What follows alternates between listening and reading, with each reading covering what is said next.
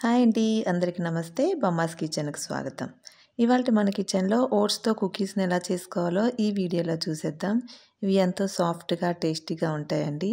Oats అంటే ఇష్టపడని వాళ్ళు కూడా ఈ కుకీస్‌ని ఒకసారి టేస్ట్ చేశారంటే చాలా ఇష్టపడిపోతారు.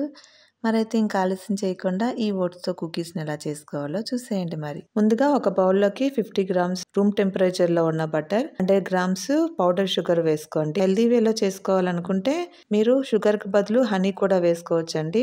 హనీ కూడా 100 గ్రామ్స్ తీసుకోవచ్చు. ఇప్పుడు ఈ రెండింటిని బాగా కలుపుకోండి. షుగర్, బటర్ రెండు బాగా కలిసిపోయి క్రీమీగా వచ్చే వరకు కలుపుకొని, పెద్దదైతే ఒక ఎగ్, చిన్నవైతే 2 ఎగ్స్ వేసుకొని క్రీమీగా వచ్చే వరకు విస్కర్‌తో బాగా విస్క్ చేసుకోండి.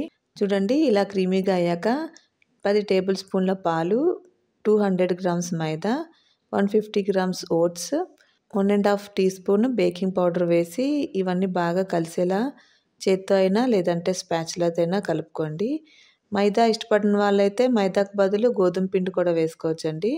చూడండి ఇలా కలుపుకున్నాక 1/2 కప్పు చాకో చిప్స్ అయినా లేదంటే మీకు నచ్చిన డ్రై ఫ్రూట్స్ అయినా వేసుకొని బాగా కలుపుకోండి. ఇలా కలుపుకున్నాక ఐస్ క్రీమ్ స్కూప్తో పిండిని కొద్ది కొద్దిగా తీసుకొని బేకింగ్ పేపర్ వేసుకున్న బేకింగ్ ట్రేలోకి ఇలా పెట్టుకోండి.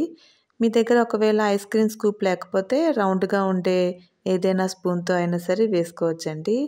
ఇలా వేసుకునేటప్పుడు రెండింటి మధ్యన కొంచెం గ్యాప్ ఉండేటట్టు చూసుకోండి. లేదంటే కుకీస్ బేక్ అయ్యేటప్పుడు అంటుకుపోతాయి. ఇలా పిండి మొత్తాన్ని వేసుకున్నాక వీటన్నిటిపైన కొద్దిగా చాకో చిప్స్ వేసుకొని 150 డిగ్రీస్లో 10 మినిట్స్ ప్రీహీట్ చేసుకున్న ఓవెన్లో 15 మినిట్స్ బేక్ చేసుకోండి. ఓవెన్ లేకపోతే స్టవ్ మీద కేక్ని ఎలా అయితే బేక్ చేసుకుంటామో అలానే ట్రే పెట్టుకొని బేకింగ్ చేసుకోండి. అంతేనండి, ఎంతో టేస్టీగా సాఫ్ట్గా ఉండే ఓట్స్ కుకీస్ రెడీ.